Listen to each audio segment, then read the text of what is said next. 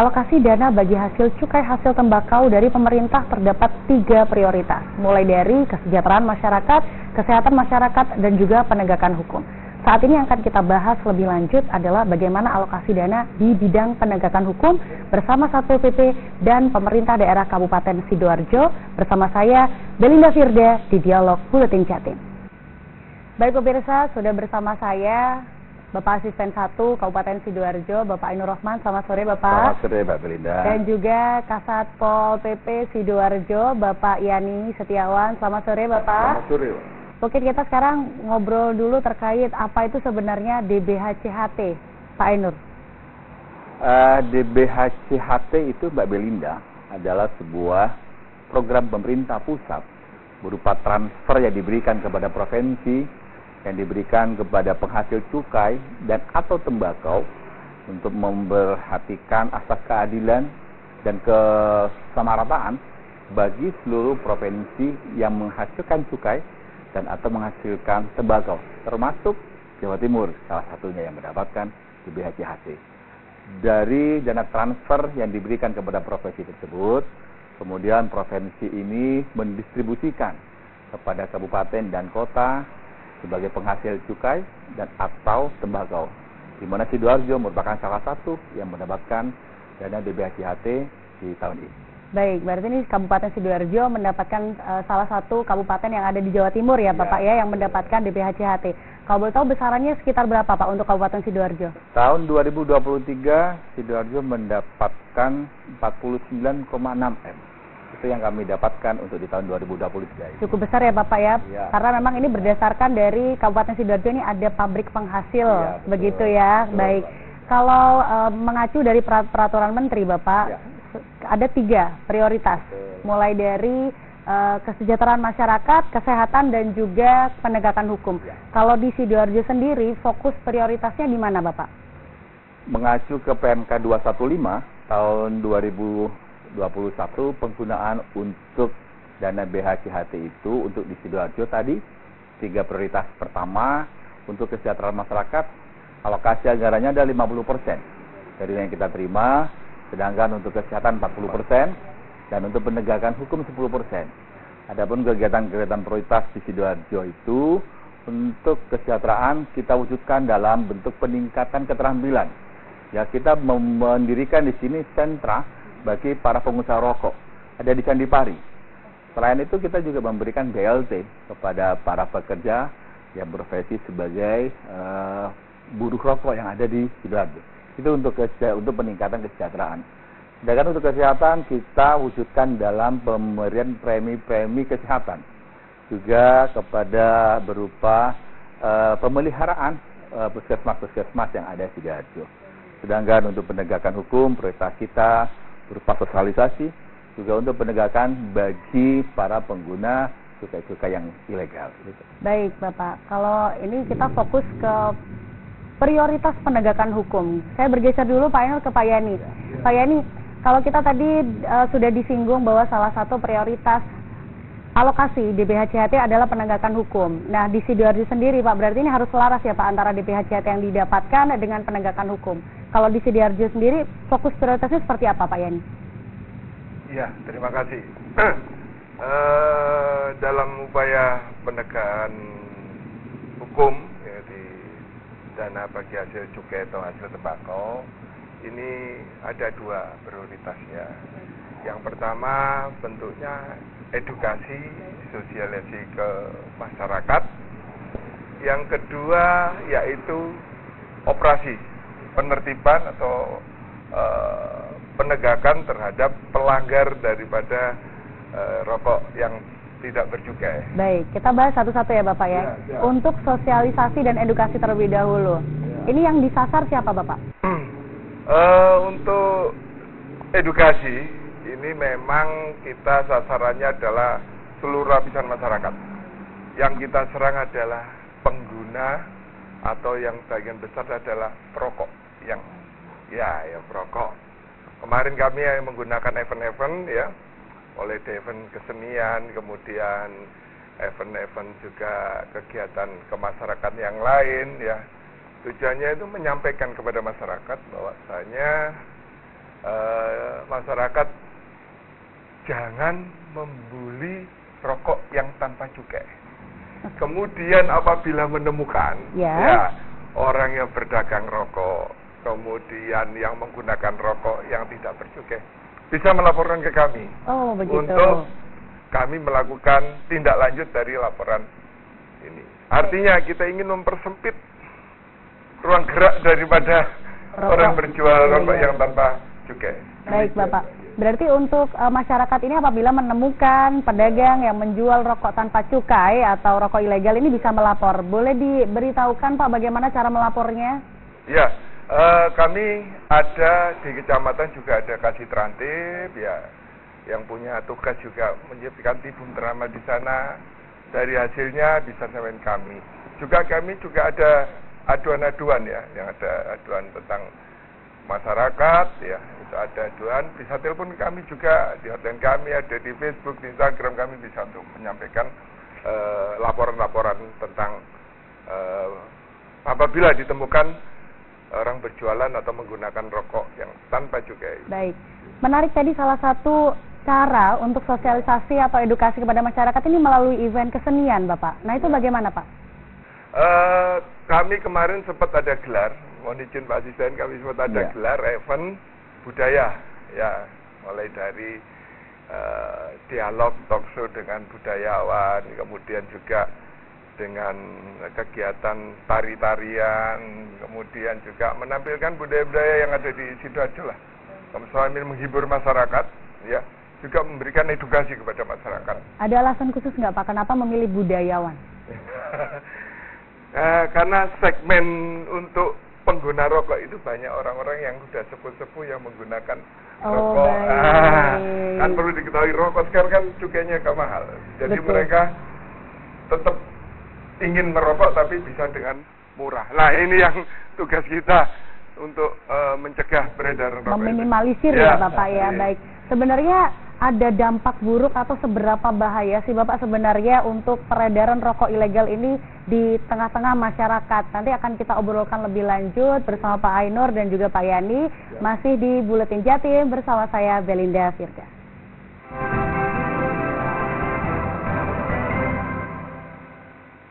Didukung oleh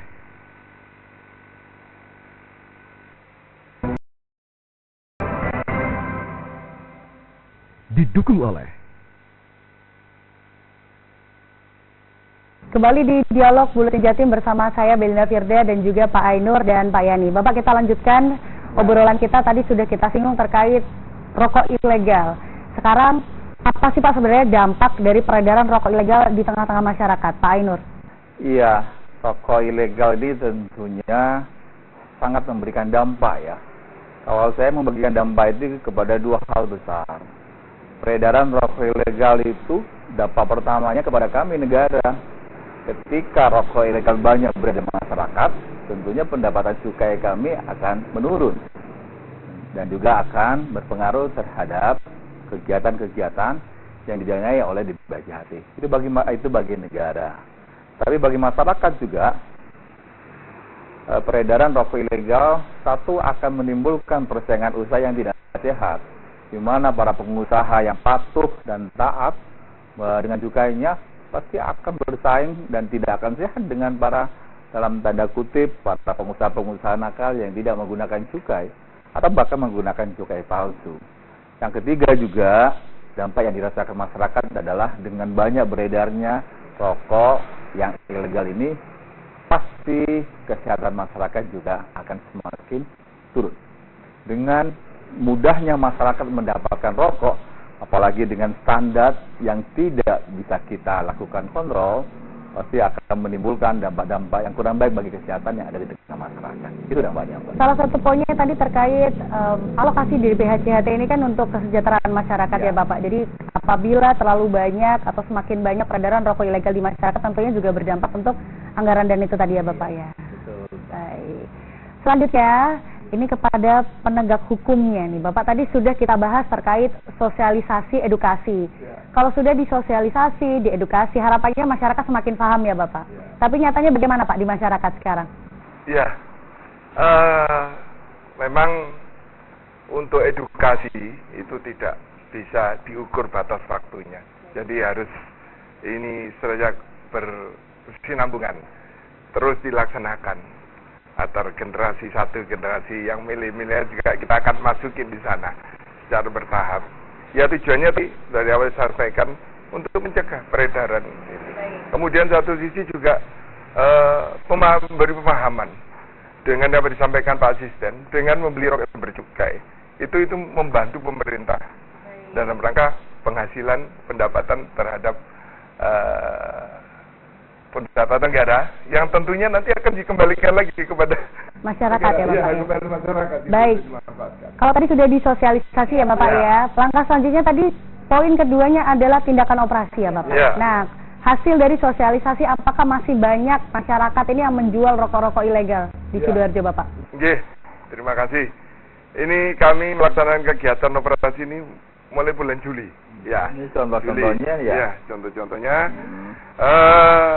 Ini kita dalam sampai saat ini baru 9 kali mengadakan kegiatan operasi. Dari bulan Juli sampai November ya Bapak? Ini menghasilkan 19.000 batang lebih. 19.000 batang rokok ilegal Bapak? Batang. Karena di cukai itu pengenaan denda dan sanksinya itu adalah per batang. Untuk ini penghitungannya. Dari evaluasi kemarin dengan Bea Cukai di Jawa Timur itu penegakan perda yang penegakan terhadap penegakan hukum terhadap cukai ini 27.000 di Jawa Timur. Total keseluruhan? Iya, tapi Sidoarjo sudah menyumbang 19.000 dari Sidoarjo. Iya, itu luar biasa kalau bagi kami. Sudah hampir. Nah, terus kami juga harus dalam penegakan ini melibatkan cukai. Karena kita tidak tahu ini cukai asli atau sesuai dengan peruntukannya dan sebagainya. Ini yang memahami adalah penyidik dari cukai. Nah, kita hanya membantu bersama-sama cukai untuk melaksanakan operasi. Baik. Bapak, dari angka yang tadi disebutkan 27.000 ini di Jawa Timur dan 19.000-nya dari Kabupaten Sidoarjo. Sebenarnya langkah-langkah yang sudah dilakukan oleh Satpol PP untuk menegakkan atau mengurangi peredaran rokok ilegal sendiri bagaimana Bapak? Ya. Untuk penegakan, untuk operasi penegakan hukum itu tidak mudah. Ya, karena dari pemilik atau penyalur rokok tanpa cukai ini sudah lebih canggih dari kami, gitu. Kalau ini di situ ya Bapak? Ya, merupakan jaringan. Jadi kita harus menyusun strategi bagaimana kita dalam upaya penegakan ini memperoleh hasil. Ya. Karena jaringannya sudah luas, karena kita berapa kali melakukan, ya kita kadang-kadang dengan tangan kosong karena diketahui dulu oleh gerakan kami dengan mereka. Nah sekarang sudah punya pola-pola kita istilahnya bisa mengecoh mereka untuk tetap melakukan penegakan terhadap rokok yang tidak bercukai ini. Baik, Pak Yani. Tentunya kalau operasi ini kan tidak langsung operasi ya Bapak. Ya. Ada tahap-tahap atau step-stepnya dulu. Jelas. Nah itu apa saja Pak langkah-langkah sebelum akhirnya melakukan tindak operasi? Pak Yani? Yang pertama ada DUMAS. Ya, DUMAS itu aduan dari masyarakat tentang adanya industri, kemudian adanya toko yang menjual. Dan ditindaklanjuti oleh lidik dari anggota kami. Lidik pengawasan untuk melihat titik-titik mana yang menjual atau kios, toko, atau siapapun yang menjual ini kita akan lidik. Nah, setelah positif, setelah dilihat memang berjualan, baru kita laksanakan kegiatan. Setelah terkonfirmasi ya Bapak? Ya. Yang melakukan tindak operasi ini dari Satpol PP saja atau mungkin ada bekerjasama dengan pemerintah atau siapa saja Bapak? Ya, dalam penegakan kita bersama-sama dengan cukai. Cukai. Ya, karena barang bukti hasil penegakan ini adalah semua nanti diserahkan oleh ke cukai. Kita hanya membantu cukai dalam rangka operasi penegakan hukumnya di sini. Baik. Berarti memang harus ada terkonfirmasi positif dulu nih ya Pak ya. Iya. Mapping dulu ya Bapak ya. Ada strategi untuk Iya. mungkin pedagang-pedagang yang nakal Pak. Ya, jadi kalau pedagang itu sudah memang ada jaringan. Apabila kita sudah berkali coba, apabila kita melaksanakan kegiatan operasi dari ada misalnya hari ini ada 3 titik. Pada titik pertama berhasil, titik kedua, 3 sudah Tidak ada. Nah, ini memang jaringan ini sangat luar biasa. Nah, ini kita selangkah lebih maju dengan mereka, harusnya lebih cerdas dari mereka, demikian. Baik, itu salah satu hambatan ya Pak. Ya. Hambatan lebih lanjutnya akan kita bahas lagi masih di Dialog Buletin Jatim bersama saya Belinda Firza.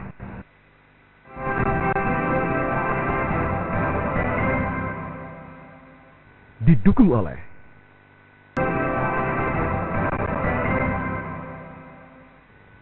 oleh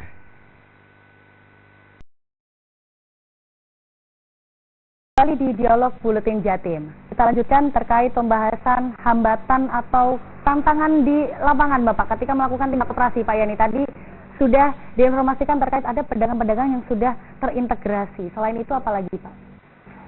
Ya, hambatannya mereka bandel. Bandelnya ini bagaimana Bapak? Bandelnya setelah operasi besok masih jualan lagi. Nah, ini artinya kita operasi ini tidak bisa sekali, jadi harus secara, karena untuk membuat efek jerah itu dan sebagainya. Nanti untuk penegakan tergantung daripada cukai, nanti ada sanksi administrasi, denda dan sampai kepada kurungan dan sebagainya. Ini urusan dari cukai. Harapan kami yaitu dengan semakin besarnya nanti cukai yang kita terima, ada ketentuan 10%, maka kita bisa banyak melaksanakan kegiatan operasi yang lebih masif lagi, serentak, sehingga tidak bisa mengurangi gerak daripada mereka untuk berjual. Jadi berjualan di Sidoarjo udah nggak nyaman lah, sering diadakan operasi, harapnya begitu. Oh baik, kalau sering diadakan operasi ini sebenarnya operasi ini intervalnya setiap berapa bulan atau berapa waktu sekali? Kami bisa dalam 1 bulan bisa 2 kali, tergantung dari informasi lidik kami. Ya, karena kita setiap kegiatan itu menggunakan kegiatan jumlah personil yang agak besar. Jadi kita plotting titik-titik mana ya, yang menurut informasi memang positif berjualan. Nah, ini kita kumpulkan, anggota kami setiap hari melakukan lidik atau informasi masyarakat, kita kumpulkan, ada berapa titik, ya cukup kita berdirikan dengan cukai untuk bergerak melaksanakan operasi. Baik, semoga ini langkah-langkah dari alokasi dana DBHCHT di bidang penegakan hukum bisa memberikan efek jerah terhadap masyarakat, karena memang ini secara tidak langsung akan memberikan dampak negatif kepada masyarakat ketika banyak rokok ilegal yang beredar, bea cukainya berkurang, kesejahteraan masyarakat juga berpengaruh begitu ya Bapak? Ya. Dari Pak Ainur sendiri, alokasi dana DBHCHT ini sendiri, bagaimana langkah-langkah yang dilakukan oleh pemerintah Kabupaten Sidoarjo untuk mengoptimalkan penyerapan dana, Bapak? Mengoptimalkan dana itu tidak berarti identik untuk menghabiskan anggaran ya. Betul. Kami membuat sebuah prinsip bagaimana anggaran itu bukan hanya outputnya yang bisa kita lakukan, tapi outcome. Dalam artinya dampak yang langsung dirasakan masyarakat jadi betul-betul tercapai. Optimalisasi yang kami lakukan pertama tentunya berkoordinasi dengan kementerian terkait, dengan Provinsi Jawa Timur dalam proses perencanaan kegiatan, perencanaan program. Jangan sampai program yang kami buat tidak sesuai dengan peraturan yang ada di masing-masing kementerian yang membidangi. Ketika perencanaan kami sudah buat sedemikian rupa, dalam pelaksanaannya tentu kami melakukan monitoring dan evaluasi secara berkala, sehingga ketepatan waktu, ketepatan sasaran sesuai dengan perencanaan yang kita susun itu menjadi sebuah tahapan-tahapannya. Dan yang terakhir, bagaimana optimalisasi ini kita lakukan dengan melakukan evaluasi di akhir kegiatan. Setelah monitoring secara berkala, evaluasi di akhir, sehingga harapannya optimalisasi penyerapan juga diimbangi dengan outcome yang betul-betul dirasakan masyarakat. Itu yang kami lakukan. Baik, Pak Ainur, singkat saja Bapak, program-program pemerintah apa saja Pak yang memang sudah dibuat pemerintah Kabupaten Sidoarjo di tahun 2023 ini untuk DBHCHT? Ya, pertama kita berusaha meningkatkan kemampuan dari para pengusaha rokok. Kami sudah membuat sentra industri penghasil tembakau yang kita pusatkan di Candi Pari, sehingga harapannya adalah para pengusaha-pengusaha rokok ini terfasilitasi, ada standar yang kita buat, yang pastinya mereka menggunakan cukai yang legal. Yang kedua, untuk meningkatkan kesejahteraan para pekerjanya, kita juga memberikan bantuan langsung kepada mereka. Bantuan langsung yang diberikan kepada pekerja, harapannya ini juga bisa meningkatkan kesejahteraan dari para pekerja yang bekerja di sektor pabrik rokok ini. Dan untuk kesehatan, kami mengasuransikan, kami mengalokasikan agar itu juga untuk pembayaran premi kesehatan. Jadi bagian dari program kesehatan kami alokasikan untuk membayar premi kesehatan, sehingga itu memberikan jaminan kepada warga kita untuk pelayanan kesehatan yang kita berikan. Baik. Terima kasih Bapak Ainur. Pak Yani, ada pesan nggak Pak untuk masyarakat terkait pengendalian rokok ilegal di Kabupaten Sidoarjo agar bisa membantu tugas dari tim Satpol PP, Bapak? Ya, saya menghimbau pada masyarakat Sidoarjo, jangan beli rokok tanpa cukai. Ya. Kemudian apabila menemukan pedagang atau pengguna rokok yang tidak bercukai, silakan laporkan kepada kami untuk kami tindak lanjuti. Kemudian yang terakhir, dengan Anda membeli rokok yang bercukai bisa membantu pemerintah daerah dalam memberikan pelayanan kesehatan pada masyarakat Sidoarjo. Wah, luar biasa. Semoga pesan ini ditangkap baik oleh masyarakat. Semoga ini bisa jadi pesan khusus, diingat-ingat, jangan sampai menggunakan rokok yang tidak bercukai, begitu ya. Kalau dari Pak Ainur, singkat saja Bapak, harapannya untuk masyarakat Sidoarjo? Harapannya kepada masyarakat dan para pengusaha rokok yang ada di Sidoarjo adalah kita hidup dan mencari penghidupan di Sidoarjo. Sidoarjo adalah milik kita semua. Oleh karena itu, patuhilah segala peraturan yang ada, khususnya bagi para pengusaha rokok, gunakanlah cukai yang resmi, sehingga itu menjadi sebuah standar dan memberikan penghasilan kepada pemerintah, dan nanti kembali juga kepada pemerintah daerah dalam bentuk program-program yang langsung bisa dirasakan oleh masyarakat. Terima kasih banyak Pak Ainur, terima kasih Pak Yani, selamat menjalankan tugas menertibkan Kabupaten Sidoarjo. Semoga sehat selalu Bapak. Terima kasih, sama-sama Mbak. Terima kasih pemirsa, inilah dia dialog kita membahas lebih lanjut terkait alokasi DBH CHT di bidang penegakan hukum khususnya di Kabupaten Sidoarjo. Terima kasih, mohon maaf apabila ada yang kurang berkenan. Masih di Dialog Buletin Jatim bersama saya, Pelinda Firja.